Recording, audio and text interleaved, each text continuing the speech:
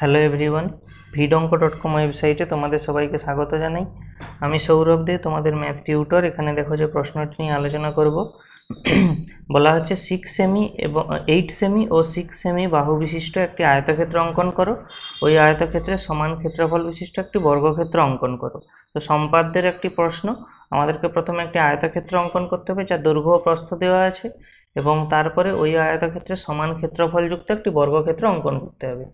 তো দেখো, এটা অঙ্কন করার জন্য আমরা প্রথমে কি করব না, 6 সেমি ও 8 সেমির একটি বাহু আগে স্কেলের সাহায্যে এঁকে নেব। তো আমি ধরে নিচ্ছি এটা একটা 6 সেমির বাহু, এবং আমরা ধরে নিচ্ছি এটি একটি 8 সেন্টিমিটারের বাহু। ঠিক আছে, তো এইটা আমরা 6 সেমি এবং এইটা আমাদের 8 সেন্টিমিটারের বাহু।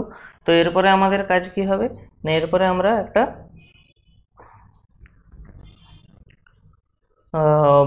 লম্বা একটা স্ট্রেট লাইন অঙ্কন করে নেব। ধরে নিলাম এটা আমাদের একটা স্ট্রেট লাইন। ওকে, তো আমি এই বিন্দুটার নাম দিয়ে দিচ্ছি এ।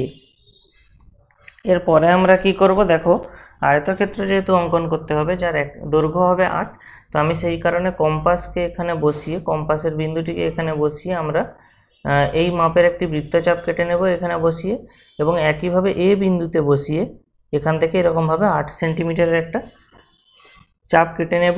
এবারে আমরা কি জানি না, আয়তক্ষেত্রের প্রত্যেকটা কোণ হয় 90 ডিগ্রি।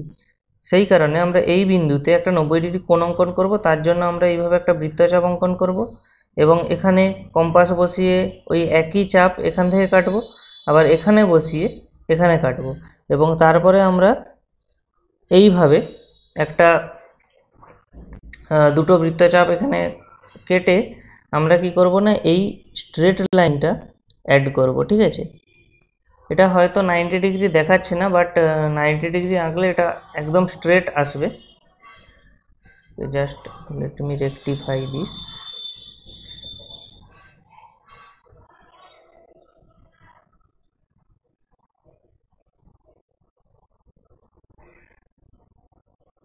ধরো 90 ডিগ্রি লাইনটা কিছুটা এরকম হলো। ঠিক আছে, তো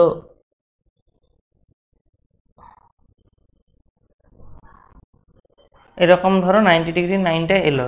ঠিক আছে, এরপরে আমাদের কাজ কি হবে, এরপরে আমাদের কাজ হবে, দেখো এই যে 6 সেমি যে মাপটা নিয়েছিলাম, ওই 6 সেমি একটা বৃত্তচাপ কেটে নেব, এবং এই এ বিন্দুতে বসিয়েও আমরা এই লাইনে এরকমভাবে 6 সেমির বৃত্তচাপ কেটে নেব। ঠিক সেম কেস আমরা এই বিন্দুতে বসিয়েও ওইভাবেই আমরা একটা এরকম 6 সেমির বৃত্তচাপ কাটবো, এবং তারপরে এই পয়েন্টে বসিয়ে দেখো এখানে যে পয়েন্টটা পাচ্ছি ওই পয়েন্ট থেকে আমরা এই 8 সেমির বৃত্তচাপ নেব, এবং এইখানে 8 সেমির বৃত্তচাপ একটা এভাবে কাট করব। ঠিক আছে, তাহলে আমাদের দেখো আয়তক্ষেত্রের ক্ষেত্রে আমরা কি পারবো, এখানে দেখো এটা যেহেতু 90 ডিগ্রি হয়ে গেছে, এটা আমরা 8 সেমি দৈর্ঘ্য আমরা জানি, এবং এখানে যে ডিস্টেন্সটা আমরা পাচ্ছিলাম 6 সেমি। তো এরপরে আমরা জাস্ট এই যে দুটো লাইনকে অ্যাড করে দেব।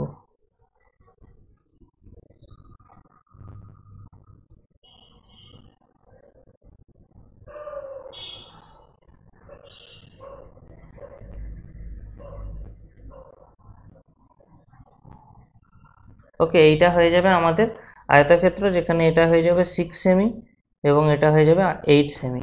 তো আমাদের প্রথমত আয়তক্ষেত্রটা অঙ্কন হয়ে গেল। এরপরে আমাদেরকে এই আয়তক্ষেত্রের সমান ক্ষেত্রফলযুক্ত বর্গক্ষেত্র অঙ্কন করতে হবে। তো সেটার জন্য কি করব, আমরা দেখো আমরা নাম দিয়ে দিই, এটাকে আমরা নাম দিচ্ছি বি, এটাকে নাম দিচ্ছি সি, এটাকে নাম দিচ্ছি ডি। এই ডি বিন্দুতে আমরা কম্পাস বসিয়ে এই সির যতটা ডিস্টেন্স ওটা মেপে কি করব, আমরা এখানে একটা এরকমভাবে কাট করব। ঠিক আছে, এই কাট করার পরে আমরা দেখো এখানে যে বিন্দুটা পাচ্ছি এই এ বিন্দু, এবং এখানে যে বিন্দুটা পাচ্ছি আমরা একে ব্যাস ধরে একটা বৃত্তচাপ অঙ্কন করব।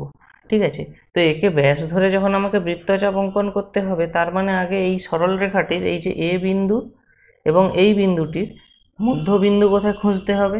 তো আমাদেরকে এই রেখাটির তাহলে সমদ্বিখণ্ডক করতে হবে। তো সমদ্বিখণ্ডক করার জন্য আমরা জানি যে এ বিন্দুতে আমরা কম্পাস বসিয়ে এই যে সরল রেখাটির যে হাফের বেশি একটা ডিস্টেন্স নিয়ে এইভাবে আমরা একটা বৃত্তচাপ কাটতে পারি, এবং এখানে একটা বৃত্তচাপ কাটতে পারি। ঠিক ওই একই বৃত্তচাপ আমরা এই পয়েন্টে বসেও কাটবো, এইভাবে, ঠিক আছে। দিলে এরপরে আমরা একে একটা স্ট্রেট লাইন দিয়ে অ্যাড করব।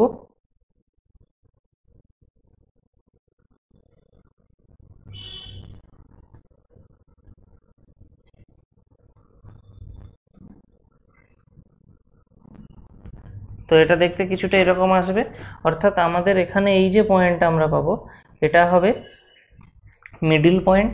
তো আমরা ওইখানে কম্পাস বসিয়ে এই এ বিন্দু পর্যন্ত বৃত্তচাপ নিয়ে আমরা একটা অর্ধবৃত্ত অঙ্কন করব।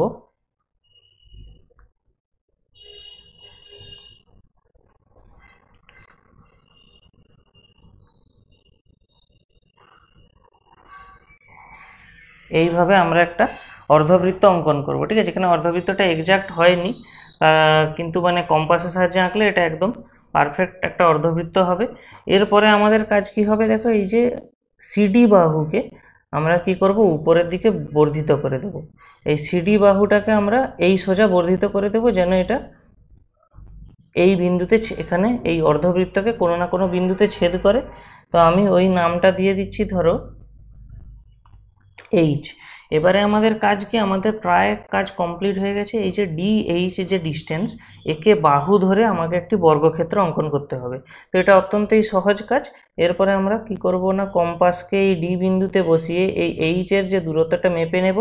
ঠিক একইভাবে ওই ডি বিন্দু থেকে এখানেও এভাবে একটা কাট করে নেব, এবং এই এইচ বিন্দু থেকে এখানে ওই একই মাপের কাট করব। আবার এই বিন্দুটাতে বসিয়ে ওই একই দূরত্ব কাট করবো। তো এখন সব ক্ষেত্রে একই দূরত্ব নিচ্ছি কেন, আমরা জানি বর্গক্ষেত্র অঙ্কন করতে হবে এবং বর্গক্ষেত্রে প্রত্যেকটা বাহু একই হবে। সেই কারণে এইভাবে আমরা যদি কাট করে নিই সব কিছু, তো দেখো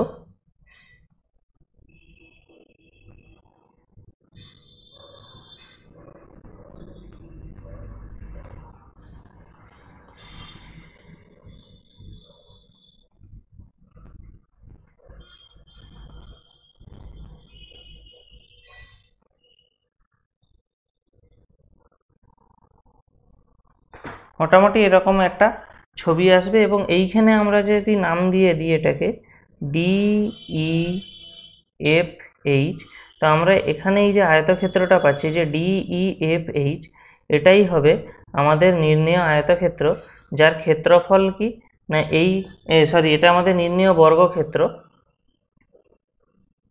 ওকে, যার ক্ষেত্রফল এইখানে দেওয়া যে আয়তক্ষেত্রটা এবিসিডি তার সাথে সমান হবে।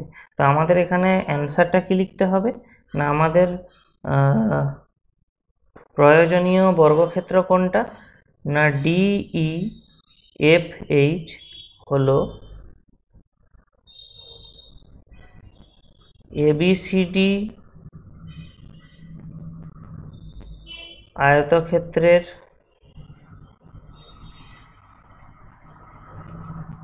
সমান ক্ষেত্রফল যুক্ত একটি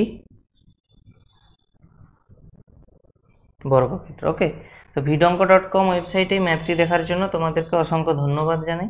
এরকমই নানা প্রশ্ন এবং তাদের সমাধানের জন্য তোমরা আমাদের ওয়েবসাইটটি ভিজিট করো। ধন্যবাদ।